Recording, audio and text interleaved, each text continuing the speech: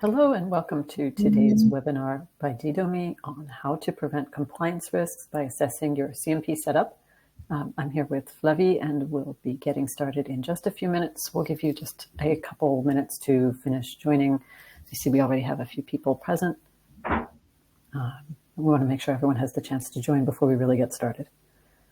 The goal today is to talk really about how your CMP setup, both technically and within the CMP itself, is going to influence whether or not you are compliant, and then how to make sure that that's something that stays in place once you've set it up.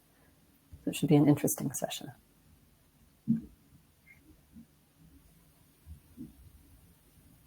Okay, I see a few more people joining here.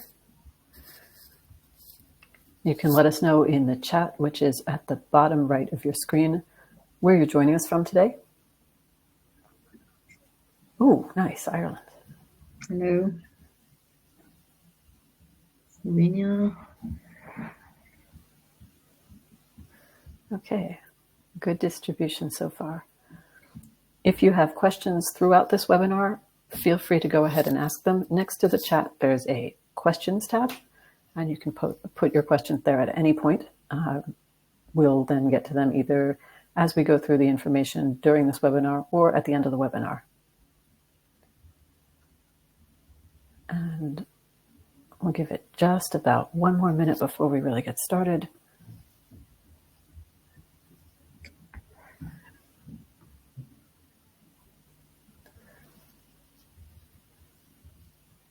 Okay. So how to prevent compliance risks by assessing your CMP setup. Speaking today, we have our guest, Flavie from Optimize Matter. She's a data analytics consultant. Flavie, thanks for joining us. Thank you. Hi, everyone. I'm data analytics consultant since 2 years at Optimize Matter, and I'm happy to be here today. Good. I'm glad you could join us. And I'm Rebecca Borbell. I'm the product marketing manager at Didomi. So we'll be talking today about plenty of things. We'll start with Didomi. Didomi, if you're not used to us, we are a unified privacy solution provider.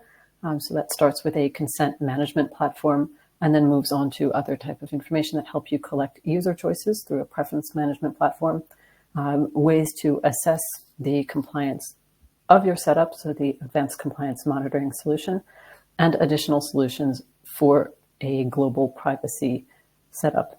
The things we are best known for are our understanding and our ability to offer technical solutions for things like multi-platform situations, so not just websites, but also apps and CTV, so cross-device consent, multi-geo, so multi-regulation, so the ability to scale internationally, and multi-technologies. So if you're looking at something that's a complex setup or you need to work with lots of integrations or different frameworks, whether that's the TCF, the different consent modes, we are able to handle that.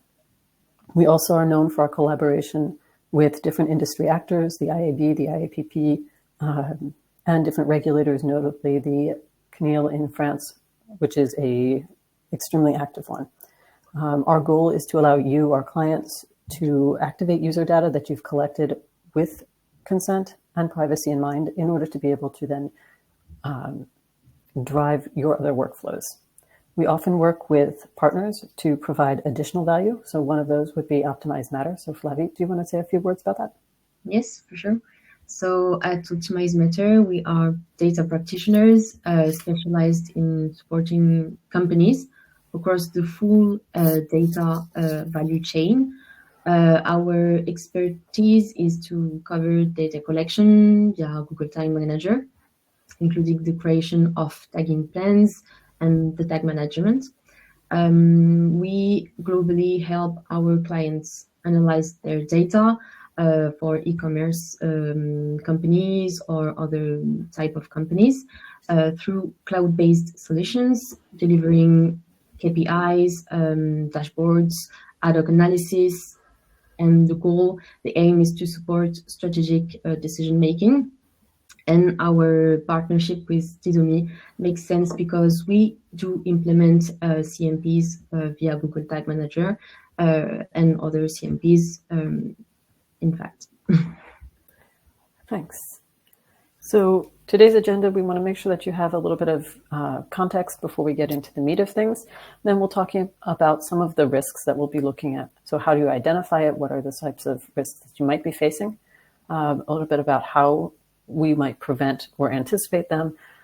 And finally, the concrete solutions and some of the tools we use to strengthen CMP compliance in actual configurations. So without further ado, let's get into it. In terms of context, we've seen a lot of movement both recently and over the past couple of years. I don't like to start with fines, but sometimes it's the easiest thing to understand. We know a few years ago there was a sort of a baseline case where Criteo was fined about 40 million. The takeaway from that is essentially that companies are responsible for all data collected by their trackers or on their websites, even if they are not the ones implementing or collecting that consent. So in their case, these are trackers placed on third-party websites. In many of our cases, where our clients as publishers, what they're facing are third parties present on their websites that they might or might not be aware of. So whether or not that is something you've initiated, you are still responsible for collecting consent and can be held responsible if there are any breaches there. Recently, we've also seen, not only in the EU as traditionally, but also in the US, fines ranging from a few thousand to $500,000 to 10 million euros on CMP configuration. So these are websites that have a valid and compliant CMP in place, but elements of the configuration were not sufficient. So that might be anywhere from not being able to opt out as easily as you opt in, missing statutory required language in certain contracts. It might be something like the inability to refuse trackers for certain purposes, or the wrong purpose assigned for data collection with a certain tracker, or even the fact that some trackers were present before consent was collected. So depending on how your CMP is set up, you may still have difficulties with certain regulations. And we know that the regulatory bodies are increasingly present and increasingly difficult about what they want that setup to be. Additionally, we're living in a period where the regulatory infrastructure is constantly changing. We've seen things like the Digital Operation Resilience Act that should be applied starting earlier this year. It addresses financial institutions and fintech. We see guides that under being drafted about pseudonymization. So we've seen the questions of how we can transfer across borders and across different regulatory regions, whether there'll be a change coming up soon or not, we're not sure. But we know that there have been questions about the potential challenges for the European-US data privacy framework. And over the past year, we've been talking a lot about third-party cookies and the potential loss of them. Google did announce recently that they won't be deprecating third-party cookies. So that's a good example of general movements in the regulatory environment to enforce, to change, or even to step back and change something that we knew was coming. Additionally, there are always new technologies, particularly present in the web. So we have a flux of information about a European AI Act and other regulations that will govern how we use and how we can use and what we need to gain consent for in terms of use of AI. So those are things to keep in mind and that are rapidly evolving over the course of this year and of the past year. In other words, what we have today might not necessarily be sufficient tomorrow, and what we set up a couple of years ago will definitely need to evolve as the regulatory environment changes. At Didomi, one of the things that we've observed is that there's often a difference between what is present in the consent notice and what is actually present on a website. So there's not only a difference between what is expected and what is set up, but there's also a difference between what is actually carried out by the website when a visitor arrives. We've noticed that more than 15% of websites are dropping trackers that they aren't aware of and that they aren't collecting consent for.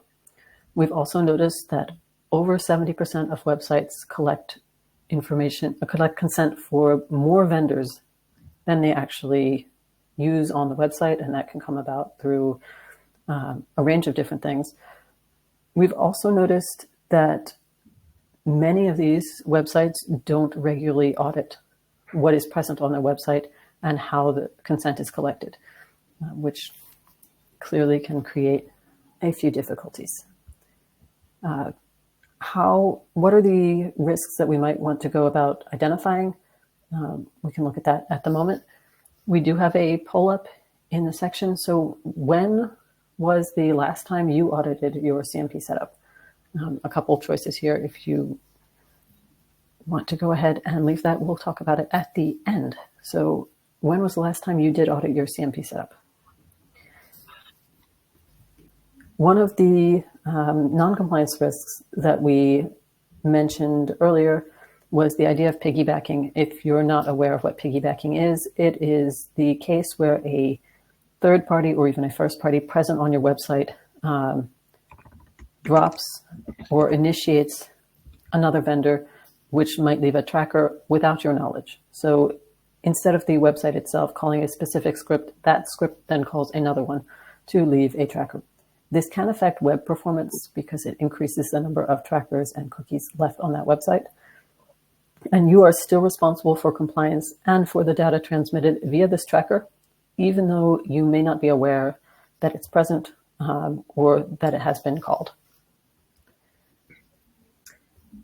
So another risk is for you to send data without consent, and this risk can be done if you don't track the good way your tags in the Google Tag Manager, for example, and this way you will not be compliant. I have an example here just on the right screen. If you have a Didomi CMP implemented via Google Tag Manager, you will see an event that is called Didomi Consent, and that event just updates the choice made by the users. And for example, if you are tracking, if you have implemented a tag before this event, like at the consent update or the container loaded, you will not be compliant if this tag is sending data for a partner like Meta, Instagram, etc. So you have to implement your tag after this event Didomi consent, or if you want to trigger it as early as possible, you can trigger it at this event, Didomi consent. Before this event, you can trigger all configuration tags like the Didomi banner. We, by the way, recommend to trigger it at the consent initialization, but all the other tags are not allowed to be triggered here. If you have any questions at this point, please feel free to leave them in the questions tab or let us know. We can answer some questions about the current risks that we're talking about as we go along.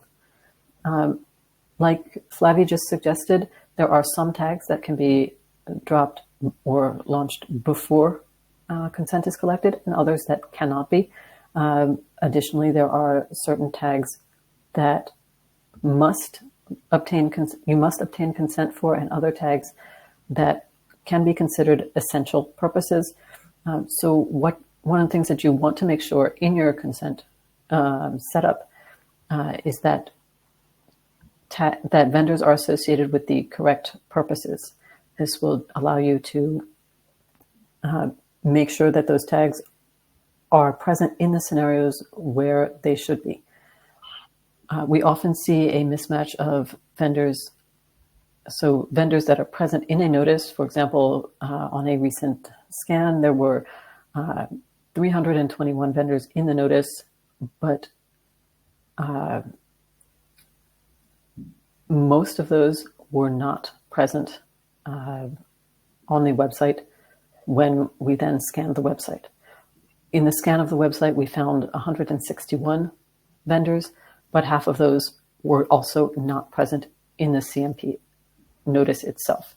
So there can be a sometimes significant difference between what is configured in the CMP and what is actually present on the website. You also want to make sure that the notice behavior is going to match the user's jurisdiction. So when creating a notice, you do want to ensure that you've included the correct jurisdictions and the correct settings for that.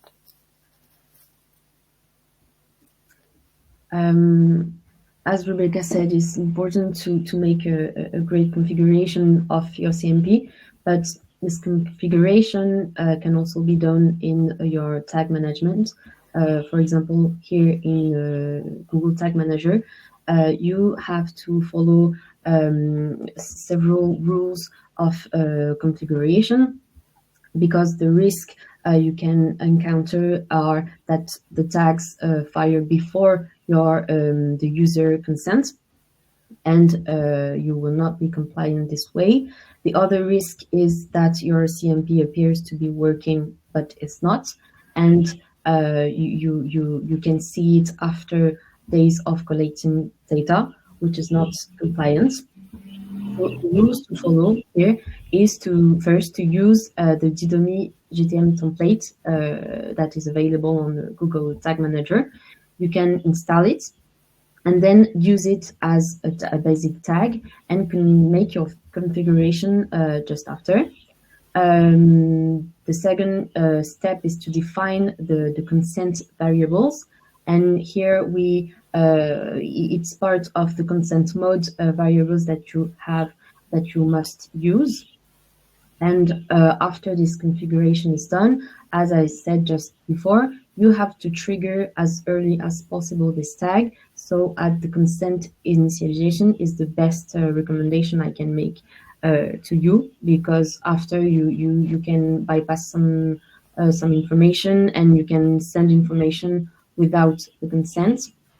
What is good to know is that Didomi doesn't have cookies, do not implement cookies on your site.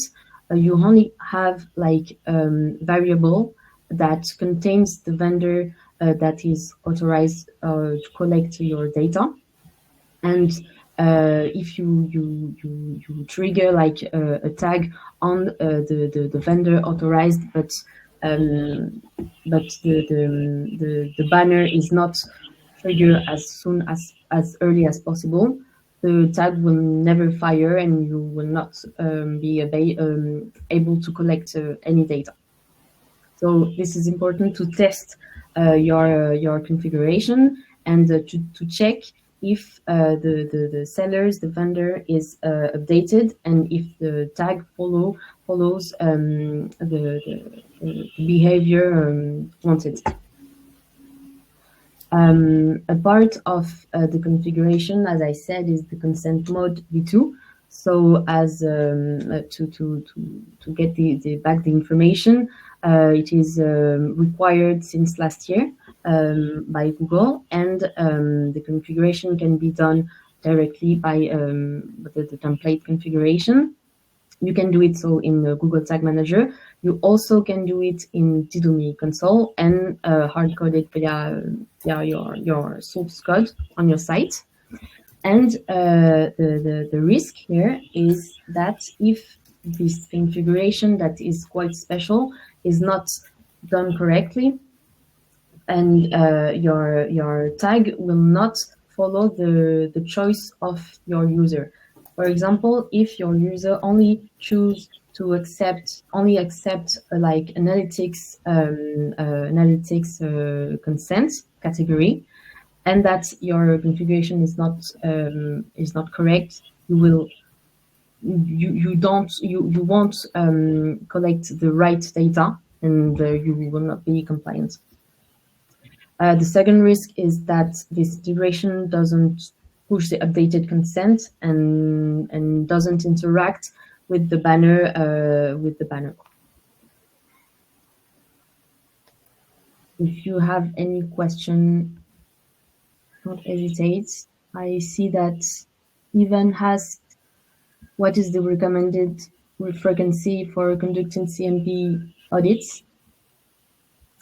It depends of the structure and the size of your company, but we will talk about it after. You have best practices to prevent to make audits, and to conduct like a monitoring of your CMP.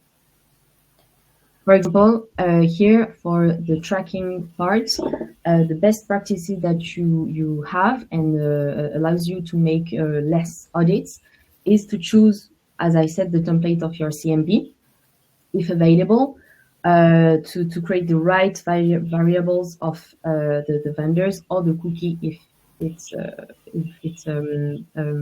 possible. You must trigger tags after the consent statute is updated. It's very important because if not, the tag will never trigger or you won't be compliant. You have to test absolutely your consent mode configuration, and to test it like you have to test if all the categories are granted, if the consent is all denied, or if the consent is partially denied or partially accepted. For example, you can test if a user accepts only ad personalization storage or just analytics category, and then you could see if your consent mode is well configured or not. Also, another best practice is to test all the consent flows, like as I said, and to ensure that your tag are not, some tags are not hard-coded on your source, on your code source, and then the best practice is to create all your tags via your tag management, because you have the possibility to manage it the best way.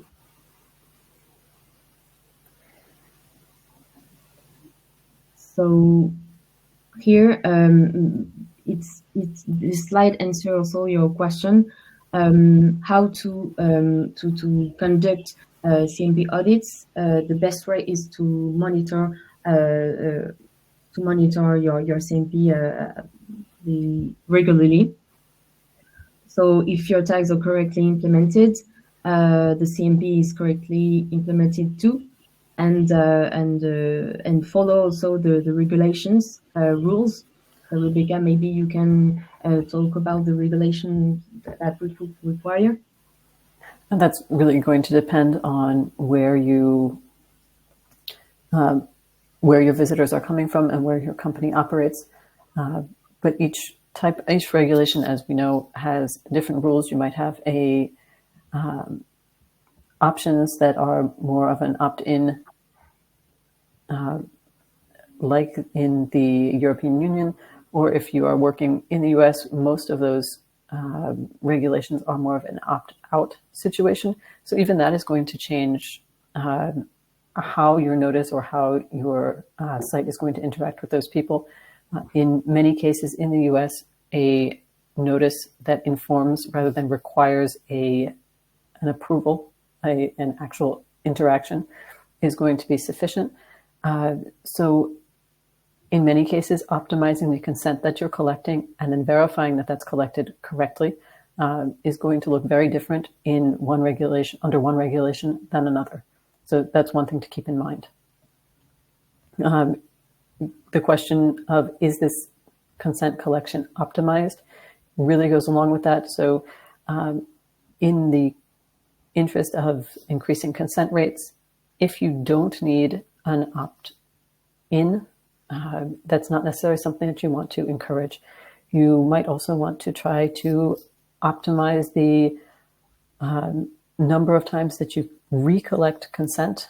So limit the number of changes that you make to a list of vendors or to the policies on your website in order to reduce consent fatigue and therefore collect a maximum number of consents as possible.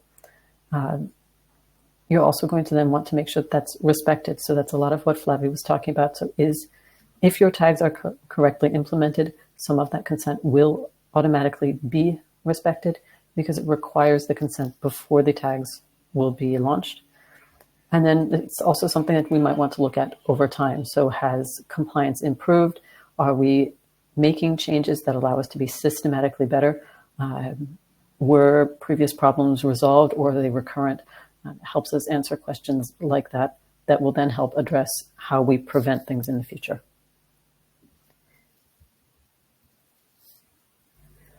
When we're talking about monitoring and auditing, some of the best practices that we've encountered are often many of your tools will allow you access to the raw data, specifically depending on the specific problems that you are addressing. Sometimes the raw data may be more helpful than pre-made charts or tracking or even alerting elements if you can't personalize them. It is something that you do want to monitor regularly. This, like Flavie said, is really going to depend on your setup and the size of your website and even the number of vendors that you work with. Highly active publishers who depend on revenue from advertising may have vendor lists that change regularly and in a really significant way. In those cases, I would suggest monitoring more frequently. Often we suggest at least weekly checks on critical parts of websites. In really large websites where we know there are different things occurring on different sections of the website, you might even want to put something in place daily, not necessarily across the entire website, but from each part of the website so that you know that you have a full picture, at least on a weekly scale. Often a monthly check can be sufficient if you're working on a smaller website or if you're working on something that's much more stable. But the more elements that you add that cause change, so different teams that might be responsible for different sites or parts of sites, different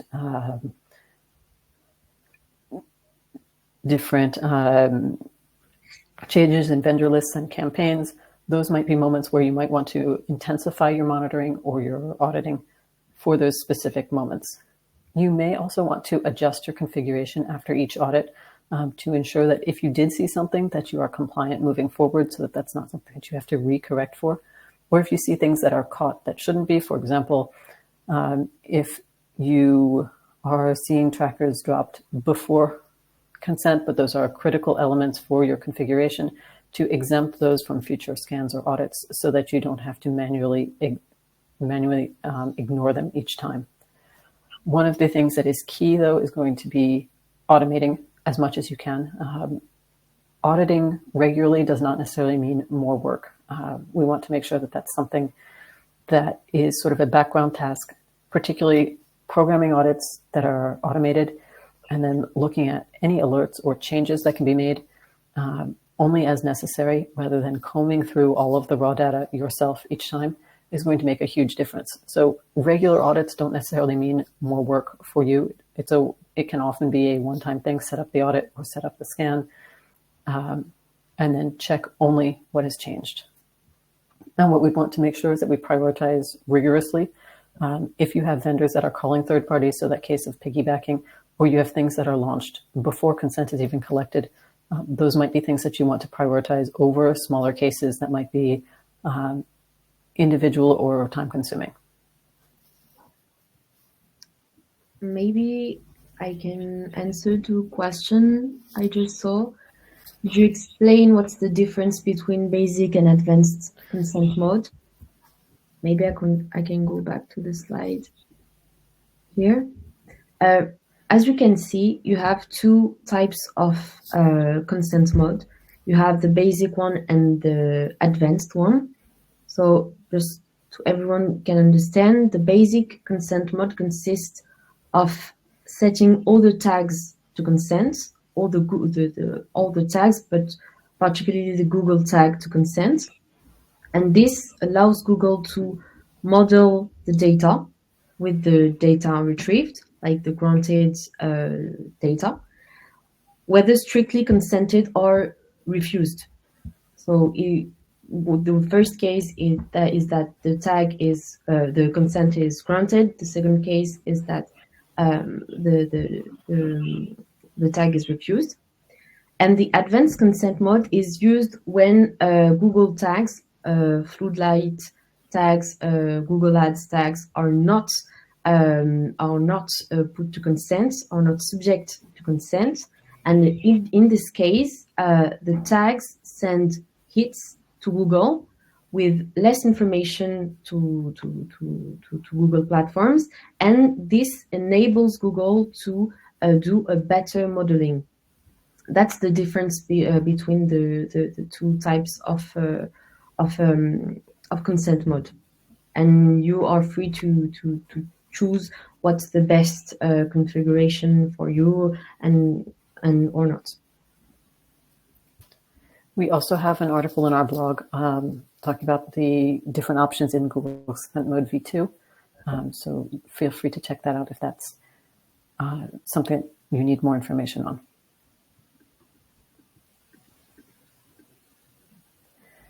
When we talk about addressing CMP compliance and how we want to monitor or audit that, and then what are the steps we want to take following that evaluation, we wanted to provide you with some concrete examples and specific tools that we use when addressing those situations. We also have a second poll in the poll tab. What is your biggest challenge with your CMP today? Just to give us a sense of what are you looking for and what matters to you. On the Didomi end, compliance monitoring is something that we take fairly seriously, to the point that included in CMP are basic compliance monitoring options. You can launch a scan of your website and get basic information on what trackers are and vendors are present compared to what is in your notice, and a basic scoring compared based on the key compliance elements in the GDPR, for example. This will definitely help you address these elements on a monthly basis, for example. But we also offer a solution that will go further. The solution is the Advanced Compliance Monitoring solution, and its goal is to help you improve your privacy governance. So we'll look at improving your visibility, so mapping the entire ecosystem of vendors and trackers in all cases of interaction with your website. Make sure that we can provide you with alerts on a regularly weekly basis. We want to help you improve your efficiency. So this is definitely something that you should audit, that you can track and report on privacy-related elements without extra work on your end, and to prevent unauthorized vendors from harming performance before it becomes a serious problem. We also want to improve your compliance, obviously. So this will allow you to regularly monitor hundreds of websites rather than a single website or a single configuration. Ensure that your banners function as intended, and conduct specific risk assessments on specific vendors. So it goes significantly beyond a single scan per month on a single domain. And what we're looking at here are specifically realistically evaluated compliance. And what we mean by that is approximating user behavior as part of our evaluation. The idea is to monitor that, to provide you the exports and analytics that allow you to use that data to give you weekly alerts and ways to then synchronize your CMP with what you've seen is really present on your website if necessary. It's a semi-manual step, semi-automated step. So the only manual element to that is to validate that you do want to override or include the information you saw on your website in your notice, and also historical elements. So that allows you to prove that you've made improvements or view something over time. The workflow in the Advanced Compliance Monitoring solution is fairly straightforward. To start with, we're going to want to scan the website. To do this, we're going to define what is the website we're scanning. So what section of the website? This might be a set of specific pages. It might be a specific domain. It might be a specific environment with that website. We'll define the region from which we're scanning, which is going to determine how the website behaves. So a user arriving from, say, California is not going to have the same website experience in general as someone arriving from the UK. Each will have perhaps different language or regional settings active. Each will have a different notice because they're in different regulatory regions. They might have different choices. They might navigate different pages. So that will actually change what happens. You might also have different contracts and different campaigns underway in those different regions. So it's also important to see where people are coming from and what your site does for each of them. You can also define specific scenarios, which is essentially how the bot is going to behave. So what type of user are we looking at? Is this a user that's going to consent to everything, going to refuse a few things, going to refuse everything, refuse to interact? Is this going to be a user that you want to make sure is logged in? So we can look at those logged in environments to verify the conformity there as well.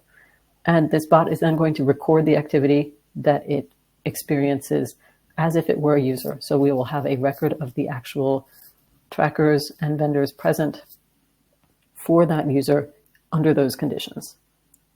That's the report. So you'll have weekly alerts, information, exhaustive information on trackers and vendors, the pages that we found them on, what initiated them. Was it the website itself? Was it a third party?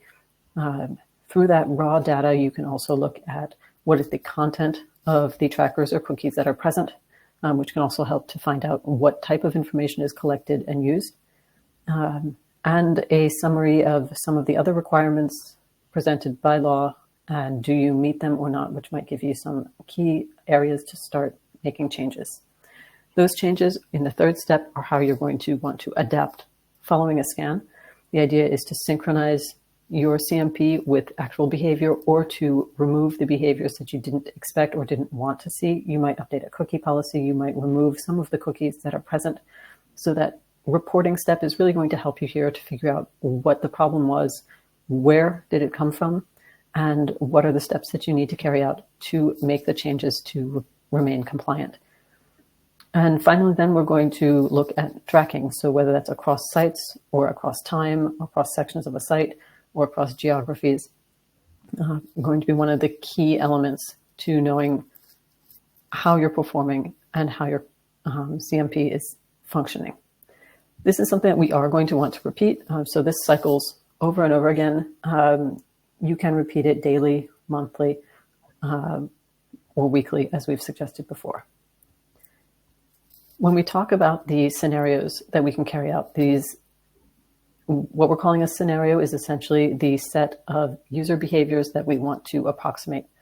So key scenarios that we include by default are after acceptance. So when we've accepted, given consent for everything, what actually happens are the trackers that are being presented really the ones that we said we are using? What happens when we refuse to make a choice? If the user does not interact with consent requests, what is the behavior? In some cases, it is acceptable then to continue tracking the user. In others, not, depending on the geography and the regulations that apply. You might want to scan multi-regulations to understand the differences between the various regions, both in terms of what the regulations allow and in terms of what tracking is actually present. We discussed before how you may want to look at different parts of a website and compare or focus on specific sets of pages. This also allows you to address sections of websites that might be behind a paywall, but may still have tracking, or situations like pay or okay, where you know that if somebody does pay, you do not want to be tracking them, that type of thing. Or logged in environments where you may need to validate compliance in areas where some solutions cannot reach. So those might be behind a login so user areas or other logged in environments. When we're talking about analytics, we're talking about all of the metrics that allow you to evaluate things across regions, sites, site sections, or behaviors, or over time. When we're looking at across different site sections, we can, for example, compare the number of trackers present across different regions in different scenarios. So on the left, we're looking at each bar representing a different region where the lightest color is when a user consents to everything. The mid color is no choices made, and the darkest color when everything is refused. So we see that in a few regions, there may be trackers present. These might be essential trackers that we would want to exclude from analysis in the future, or they might be errors that we want to make sure we resolve immediately. We can also look at views over time, and this is going to be extremely useful if you are programming future campaigns to know when there are gaps in tracking, or to notice a spike and understand why it happened and how to prevent it in the future. Some spikes may be due to, for example, a rollout or a website update where an error was made and corrected immediately, but that might show a problem in your process rather than in your CMP itself. We can also track those by type of tracker or by type of interaction. So that'll give us a clear overview of, over time, what does the website usually look like? What are differences in the website? And is there an improvement over time? Just to recap, essentially we use a bot to simulate user behavior and user choices under a variety of different conditions. And we record what actually happens on the website. The key is to compare that to what is actually present in your CMP and investigate and resolve any differences that you see between the notice and the consent collected and the actual behavior on the site or app. You can do this over time, or you can do it periodically at a specific moment. This might not be the only thing that you want to track in order to monitor whether or not your CMP remains compliant. And there are also other ways to look at what compliance is, other than using a bot to simulate user behavior. So this is where I want to hand things over to Flavie, who will talk about additional ways to look at that. Thank you, Rebecca. So yes, it is also possible to install a third-party maintenance application. So at Optimize Matter, that is a service that we make for some of our customers. The aim here is to detect rapidly if we collect sensitive information. We have different levels of sensitive information. We'll see that just after. The second goal is to alert system, alert our customer when privacy is not respected, or when the CMP configuration is not okay. And with that service, you can make privacy audits and report easily and when you want.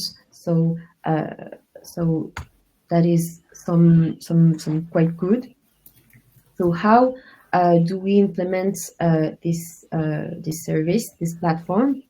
Via a tag management platform. So for example, Google Tag Manager, we install a probe that allows us to scan all the hits that are coming out of your site, and we send that data to a third-party platform.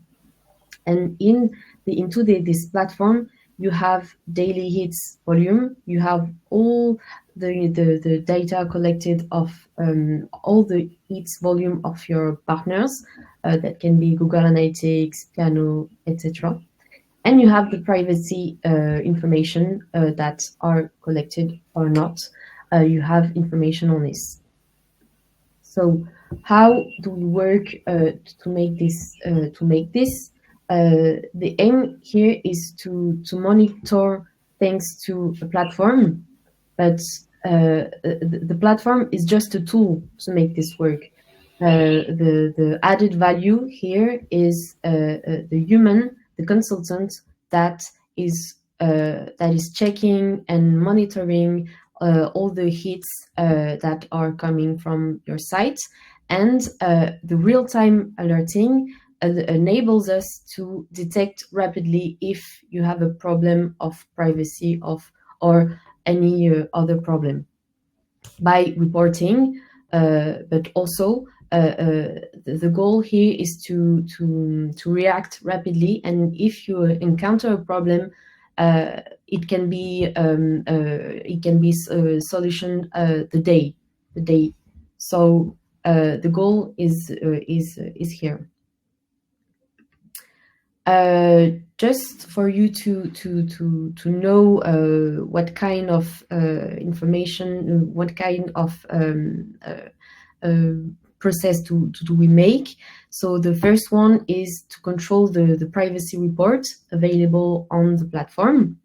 So we can see here that for this case, we don't have highly sensitive information that are sent from your site to another platform, and you have example of highly sensitive information that are not allowed to be sent. So if it's the case, you have to react rapidly. The second tool you can use is the privacy report.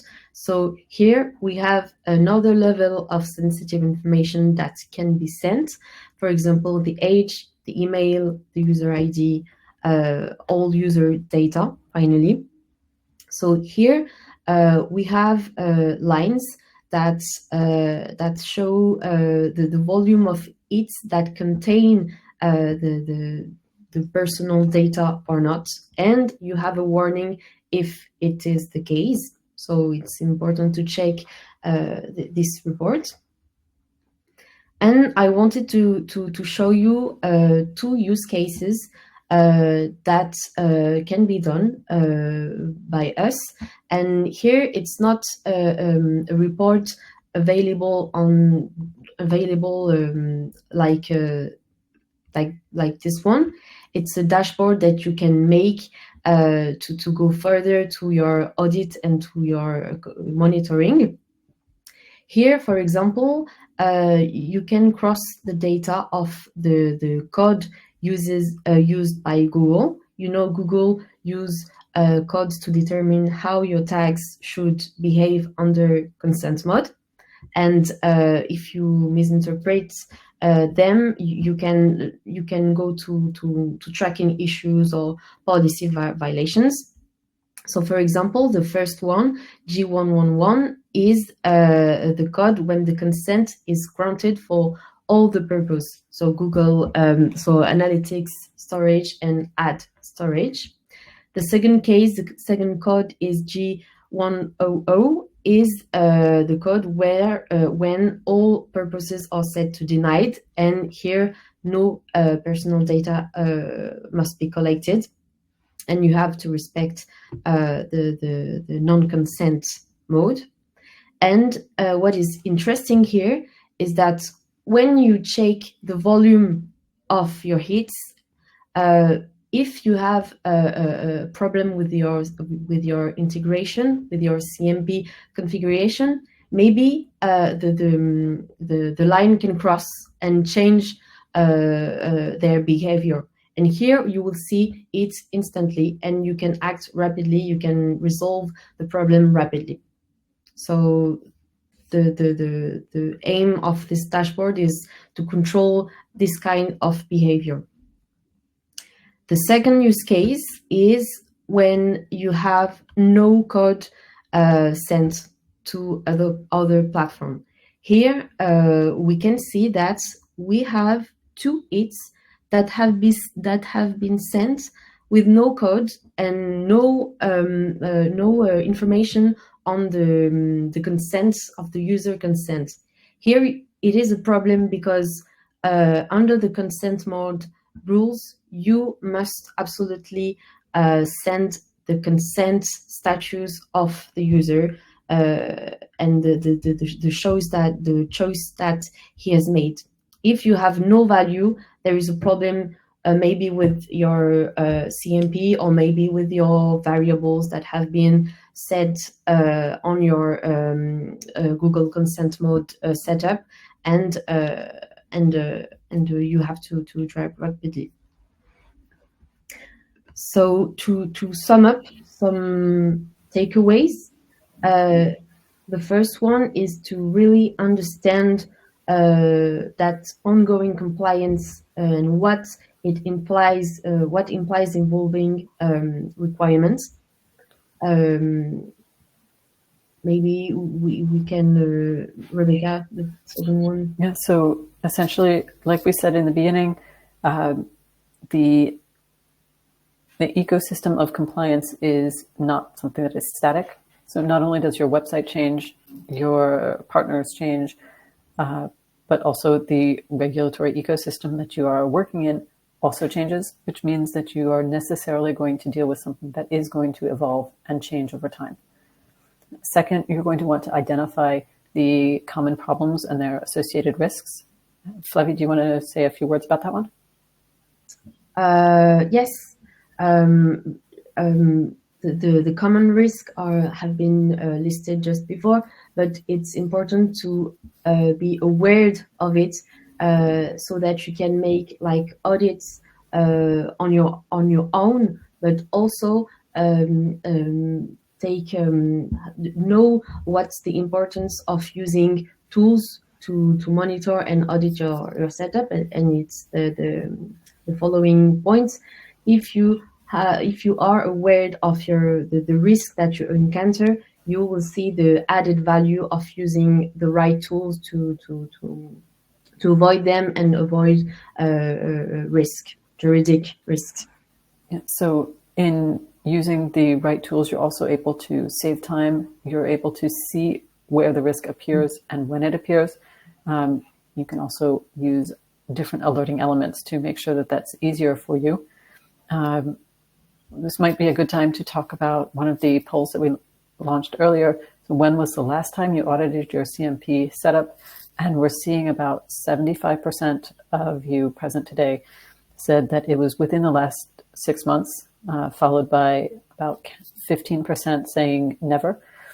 So you can see that there's a certain part of the audience that's very aware of how that can be done and how that can be impacted, and perhaps a certain percent of the audience who is less attuned to what some of those difficulties might be or what that might look like if you were to carry out auditing. The final step is going to be to implement changes.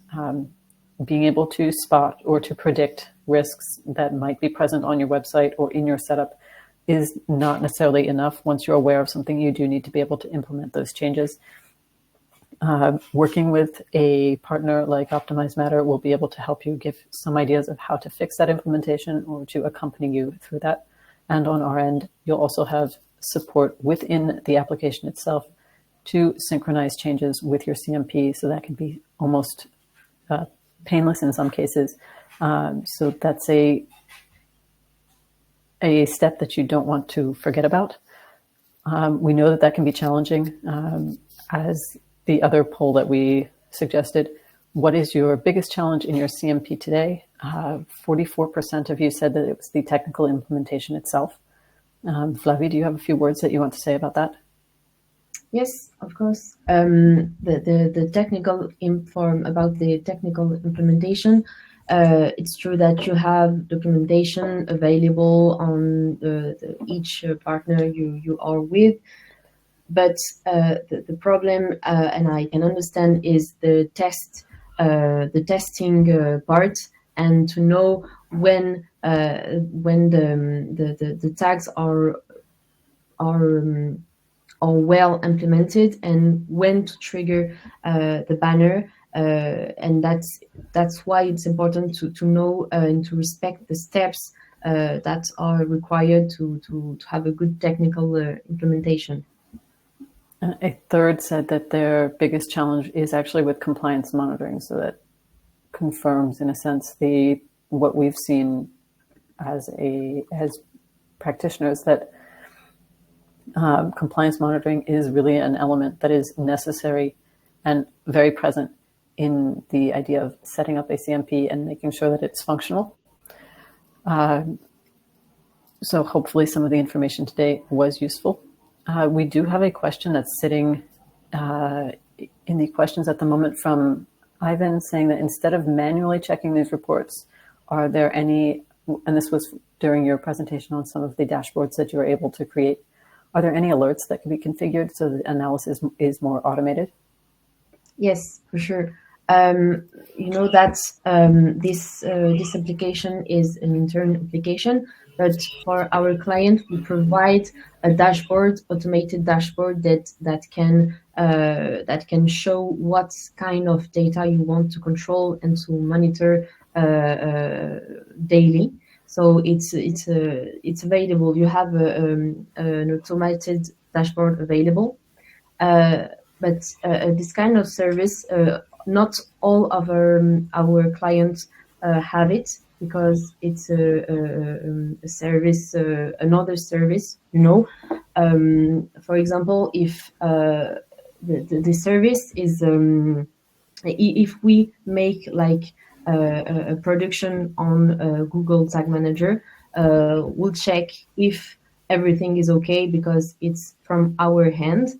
But it can happen that we are not aware of a production made by, I don't know, like the developers team. And here, the goal is to monitor, even if we have not the information that there is a production this day or whatever.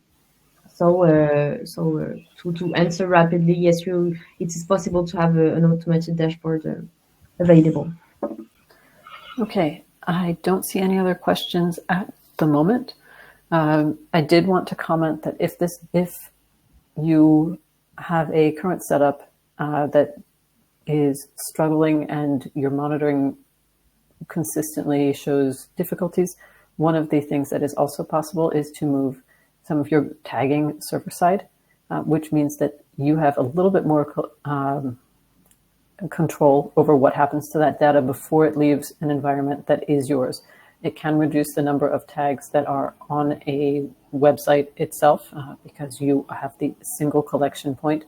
So it might be a faster website experience, a better in terms of web performance, and gives you the opportunity then to limit the transfer of certain data from your collection point to those third parties, which could be a solution with Didomi if that is an issue that you're seeing consistently.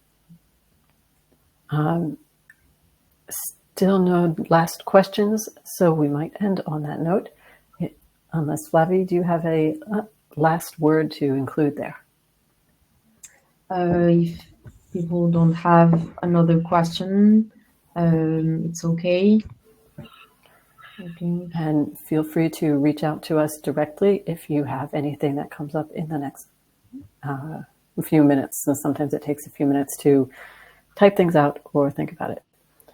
Thank you for joining us today. I had a great time. I'm glad to talk to you, Flavie. Thanks for providing all of the information that you did. And we'll see you soon. Thank you for everything.